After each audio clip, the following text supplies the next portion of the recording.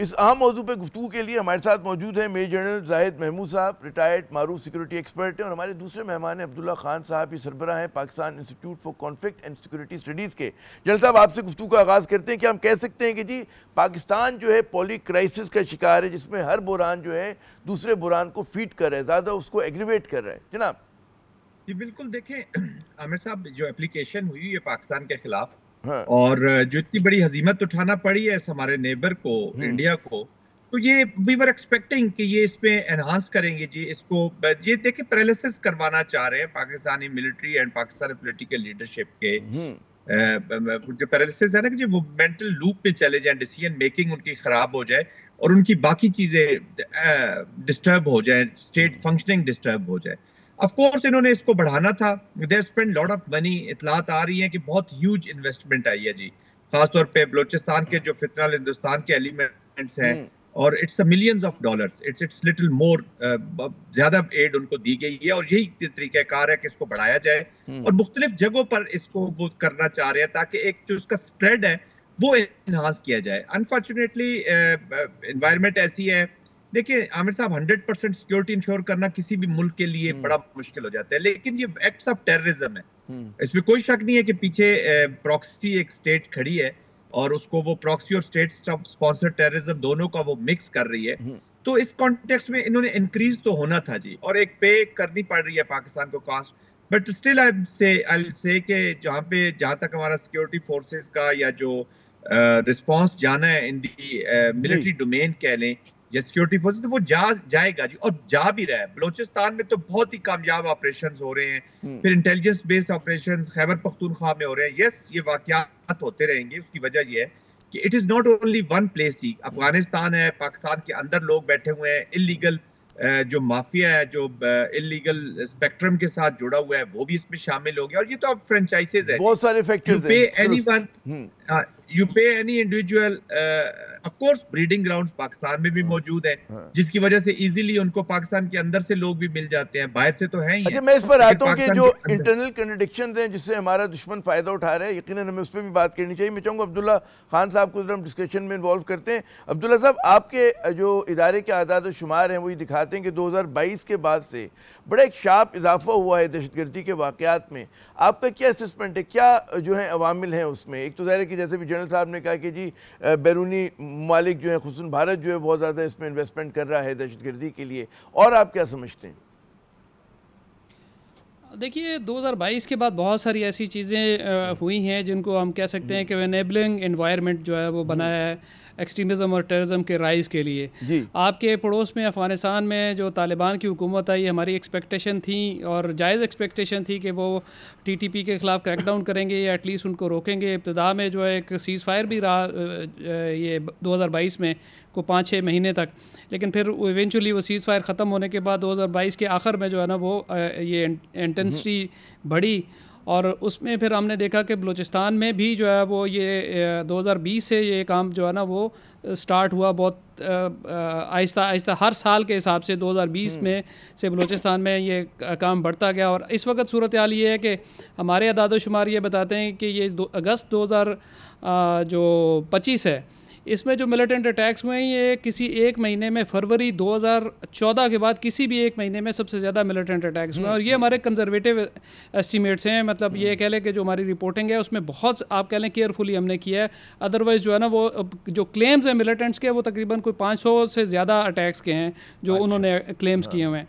तो ये इसमें जो एनेबलिंग एनवायरनमेंट अफ़गानिस्तान में है। एक जो दूसरी बात जो है कि पाकिस्तान में जो पोलिटिकल इंस्टेबिलिटी है इसका भी किसी ना किसी तौर पर जो आप कह सकते हैं कि इसका भी इम्पैक्ट है। तीसरी बात ये जो सब नेशनलिस्ट मूवमेंट है जैसे पीटीएम है, BYC है, इनके भी असरात हुए हैं। ये हैं तो हुकूक की बज़ाहिर तंजीमें हैं, तहरीकें हैं और पाकिस्तान के कॉन्स्टिट्यूशन के एम्बिट में काम करती हैं, लेकिन इनका जो इम्पैक्ट है, जो नैरेटिव जिस तरीके से ये फैलाती हैं और जिस तरीके से हमारा जो यूथ है वो स्टेट से बरगश्ता होता है, उससे नाराज़ होता है, तो इवेंचुअली वहाँ से भी एक बड़ी रिक्रूटमेंट जो है ना वो मिलिटेंट्स को देखती है। अगर आप TTP का रीअलाइनमेंट ऑफ नैरेटिव देखें तो आपको नज़र आएगा कि उसने अपने आप को PTM के नैरेटिव के साथ बहुत ज़्यादा अलाइन किया है। पहले TTP पूरी दुनिया में खिलाफत की बातें या पाकिस्तान में शरीयत की बातें करते थे, अब वो पश्तून वतन की बातें वो भी पीटीएम की तरह करते आपको नज़र आएंगे। और इसी तरह जो है ना वो आप अगर बलूचिस्तान में देखें तो बीवाईसी के पीछे बहुत ज़्यादा जो है ना वो यूथ खड़ी है, लेकिन वहाँ हम देखते हैं कि जो बलोच मिलिटेंट्स हैं उनके लिए एक सॉफ्ट कॉर्नर जो है हमें नज़र आता है। ये भी एक एनेबलिंग इन्वायरमेंट है, पोलिटिकल इंस्टेबिलिटी। फिर सबसे बड़ी बात यह है कि हमने जो नैरेटिव की जंग है उसमें इतना इन्वेस्ट किया नहीं है। हम एक पैगाम पाकिस्तान को लेके बैठ गए और उसके आगे पीछे कुछ नहीं किया, और उसी एक पैगाम पाकिस्तान के जवाब में टीटीपी कई किताबें लिख चुका है। हम 2017 वाले उसी एक फतवे को बार बार रिपीट कर रहे हैं, और अच्छा। जो मवाद वो लेके आए उसका जवाब देने के लिए हमने कोई कंक्रीट स्टेप्स नहीं उठाए। अब्दुल्ला साहब, आपने 4-5 बड़े अहम चीज़ें उठाई। मैं चाहूँगा जनरल साहब की तरफ ये बात लेके जाऊँ कि जनरल साहब, बैरूनी हाथ यकीनन है, लेकिन दुश्मन जो है हमेशा हमारे अंदरूनी तज़ादात को जो है इस्तेमाल करता है, और यहाँ पे भी यही नज़र आ रहा है। जैसे कि अब्दुल्ला साहब ने फरमाया, कई इन्होंने फैक्टर्स गिनवाए, इंटरनल इंस्टेबिलिटी का भी था, और सबसे बड़ी बात है कि बयानिया कि जहाँ पाक फौज बहुत ज़्यादा कुर्बानियाँ दे रही, क्या वहाँ पर सवाल पैदा होता है कि हमारी जो सियासी क़यादत है वो उस कहते हैं ना बयानिया बनाने में वो कैसा काम करेगी? जी देखिए आमिर साहब, बड़ा अच्छा किया, अब्दुल्ला ने बड़ा राइटली पॉइंट आउट किया। बट देख, 2-3 चीजें हैं जी। देखिए, हम बार बार जिस तरीके से हम कह रहे हैं कि पहली बात की पॉलिटिकल इंस्टेबिलिटी की, ठीक है, पॉलिटिकल उतनी स्टेबल चीजें नहीं है, बट यहाँ पे पॉलिटिकल इंस्टेबिलिटी से ज्यादा इशू है जी बैड गवर्नेंस का। पॉलिटिकल इंस्टेबिलिटी देखिए ना, चारों सूबाई हुकूमतें कायम है, फेडरल गवर्नमेंट कायम है, अपोजिशन इन प्लेस है, सेनेट अपना फंक्शन कर रही है, तो पॉलिटिकल सिस्टम तो है ना। पॉलिटिकल इंस्टेबिलिटी होती है जैसे अफगानिस्तान में है जी, एक वॉर ग्रोन जो है ऑफ कोर्स इफेक्ट करती है। मैं इससे को बिल्कुल वो नहीं कह रहा कि ये इफेक्ट नहीं करती है, लेकिन हैविंग सेड दैट गवर्नेंस के इश्यूज है। अभी देखे ना कुर्रम में जी, आपने गवर्नेंस का बोला, मैं एक जुमला कह दूं, अगर इजाजत दें, कि लोग कहते हैं कि वो आपने बिल्कुल कहा कि जी ज़ाहिर है Pakistan is not a banana Republic, हमारी इंस्टीट्यूशंस तो काम कर रहे हैं, लेकिन जो हुकूमतें हैं उनकी क्रेडिबिलिटी का एक सवाल है, और उसी से फिर जुड़ा हुआ जो आप फरमा रहे हैं कि जी गवर्नेंस का क्राइसिस आ जाता है। जनाब देखिए आमिर साहब, it's not an ideal democracy या आइडियल वो चीजें नहीं है, मैं तो मान रहा हूँ, मैं तो इस चीज को मान रहा हूँ, लेकिन हैविंग सेड दैट लोग तो बैठे हुए हैं ना जी, और पॉपुलर अभी देखिए, अभी आप पीटीआई का चले, लेट्स टॉक पीटीआई की बात करते हैं, तो हम खैबर पख्तूनख्वा में उनकी हुकूमत तो बैठी हुई है, और ऑनेस्टली बताऊं कि on ground they are involved in many things ji. वो मतलब है ये नहीं है कि बिल्कुल वो उन्होंने हाथ पांव छोड़ दिए और वो सर कुछ, they are on board on many things. ये honestly I am telling you कि वो बिल्कुल ऑन बोर्ड है। फेडरल गवर्नमेंट बैठी हुई है, स्ट्रॉन्ग गवर्नमेंट है, 2/3 उनके पास मेजॉरिटी है, सिंध में गवर्नमेंट बैठी हुई है, उनके पास मेजॉरिटी है, बलूचिस्तान में गवर्नमेंट कायम है। क्रेडिबिलिटी देखिए, ये वो चीजें जो हमारी डेमोक्रेसी के इश्यूज है, इसका वॉर ऑन टेरर के ऊपर इफेक्ट है, लेकिन इतना ज्यादा नहीं है कि जितना हर चीज को हम कह दीजिए पॉलिटिकल इंस्टेबिलिटी है, कल दूसरी गवर्नमेंट आएगी। मुझे बताया ना 2007 ऑनवर्ड, फिर 14 ऑनवर्ड्स, आप देखिए कहीं ना कहीं मुख्तलिफ गवर्नमेंट चलती हैं, ये एक कॉन्स्टेंटली एक चीज चल रही है ना। प्रेसिडेंट मुशर्रफ साहब, आपको याद होंगे जब प्रेसिडेंट मुशर्रफ, ये लाल मस्जिद का वाकयात हो रहे थे जिन दिनों में, तो शुरू में सब ने कहा जब प्रेसिडेंट मुशर्रफ छोड़ देंगे, सदारत छोड़ देंगे, या जब आर्मी का यूनिफॉर्म उतार देंगे, तो जो ग्रीवियंसेस हैं, गुस्से हैं, वो लोगों के खत्म हो जाएंगे और बिल्कुल सेटल हो जाएगा। काम उससे ज्यादा बढ़ गया। तो this is a serious application. AO, BO, CO, DO जो भी आएगा, देखिएगा ये चीजें एप्लीकेशन होती रहेंगी। अब्दुल्ला साहब ने दूसरी बड़ी सही आइडेंटिफाई की बात कि जी ये पीटीएम के ज्यादा नजदीक हो गए थे, उसी तरह हो गए थे, इसलिए कि वो शरीयत का आइडिया जब बिका नहीं, तो इन्होंने एक लसानी रंग अख्तियार करने की कोशिश की, और वही जो हकूक की जंग जैसे बलोचिस्तान में है, ये पख्तून हकूक की तरफ चले गया कि चले अब इससे फायदा उठाया जाए। There are serious mind behind these movements. ये ऐसे रगड़ पहाड़ों से उठ के लोग नहीं लड़ना शुरू हो गए, या अफगानी लड़ना शुरू हो गए। There is a thinking, deep thinking है, डीप थिंकिंग की एक और जो ख्याल आ रहे हैं, इससे पहले मैं आप चाहूंगा एक क्विक इसका जवाब दे सके। एक जो बात लोग ये करते हैं कि जी पॉलिटिकल, क्योंकि महाजराई बहुत ज़्यादा हो रही है, सियासी महाजराई बहुत ज़्यादा है, तो हुकूमत का जो फोकस है वो हट जाता है।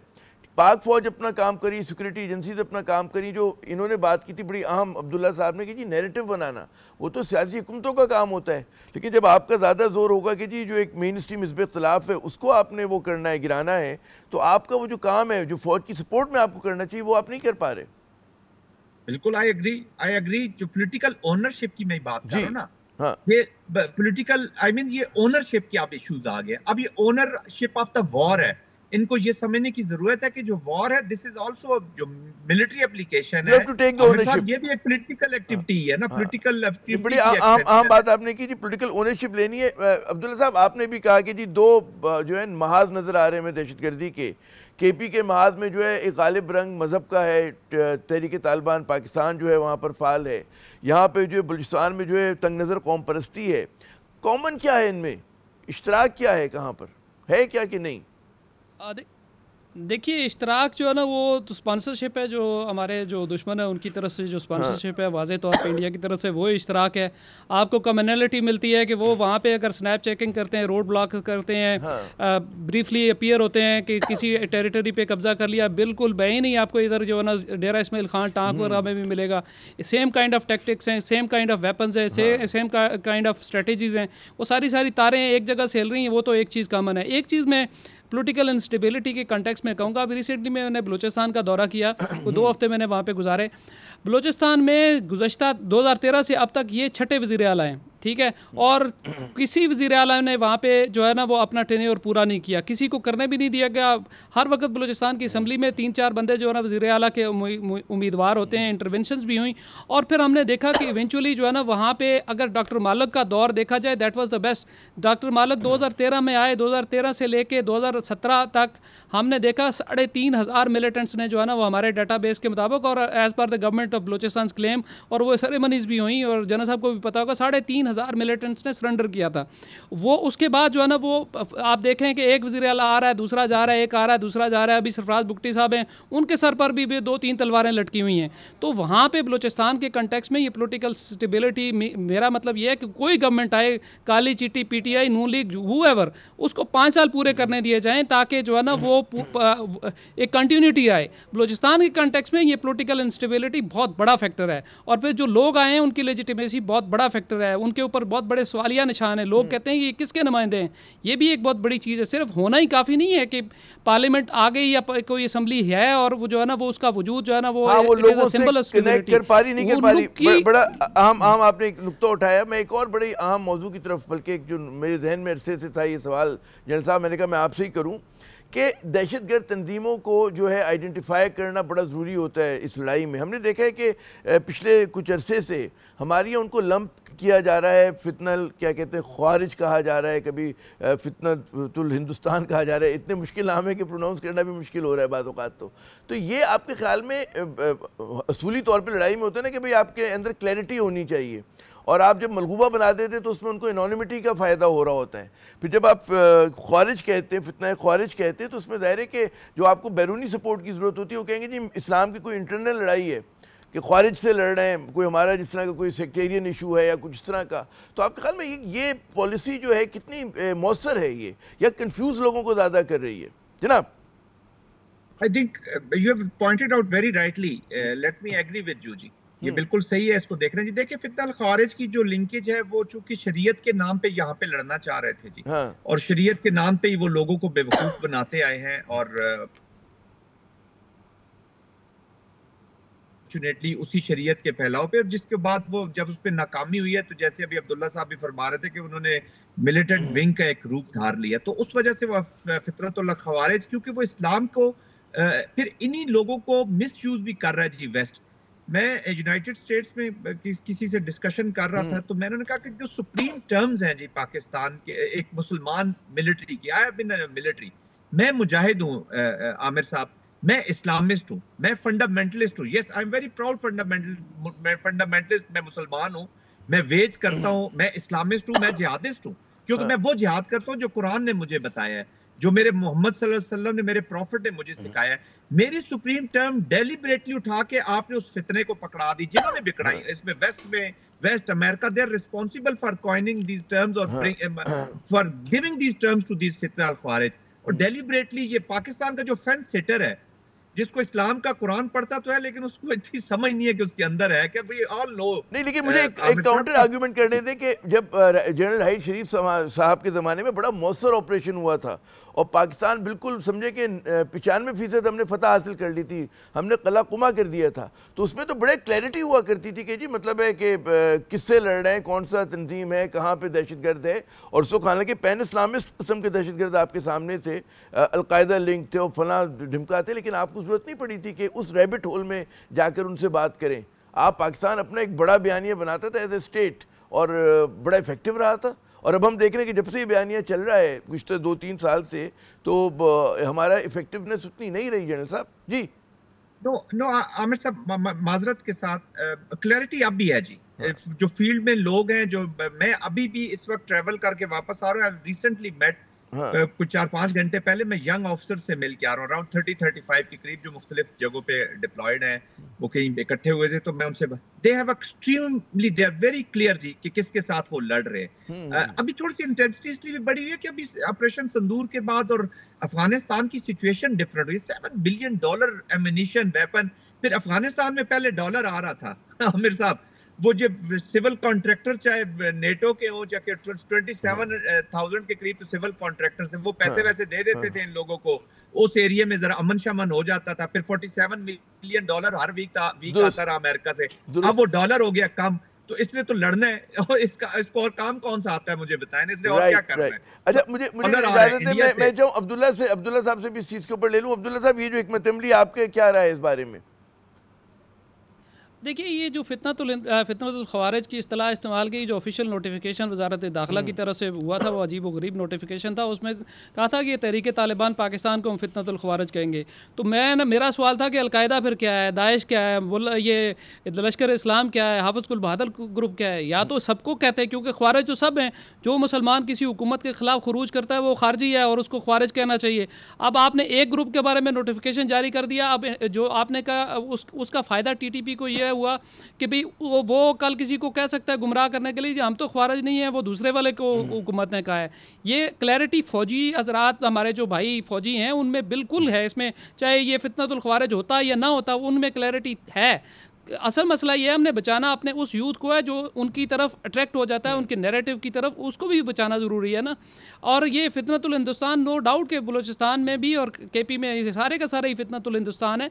प्रॉब्लम ये हो जाती है इंटरनेशनली जब ये इस्तिलाहात लोगों की ज़ुबान पे नहीं चढ़ती। अब हमारा PTV वर्ल्ड जो है ना, वो भी यही इस्तिलाहात इस्तेमाल कर रहा होता है, जबकि उसका जो टारगेट ऑडियंस है वो मतलब इंग्लिश स्पीकिंग लोग हैं। लेकिन वहाँ पर हम यही इस्तिलाहात, चूँकि ऑफिशियली ये कहा गया, इसमें एक बैलेंस लाने की ज़रूरत है। हाँ, ये भाई बात बिल्कुल को मैंने जब ये चेक किया, जो उनके यहाँ इसको पिंच बड़ा हुआ है, TTP वालों को ये फितनतुल ख़वारिज जो है ना, पिंच बहुत हुआ है।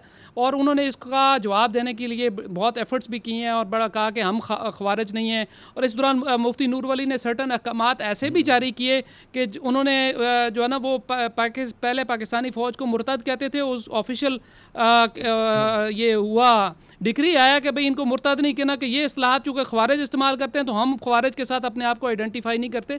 ये बात नहीं है कि इसका फ़ायदा नहीं हो, इसका फ़ायदा भी हुआ, लेकिन एक नैरेटिव में जो बैलेंस है वो कम्प्रीहेंसिव होना चाहिए। उसमें बहुत सारी चीज़ें जो अभी हमें करनी है।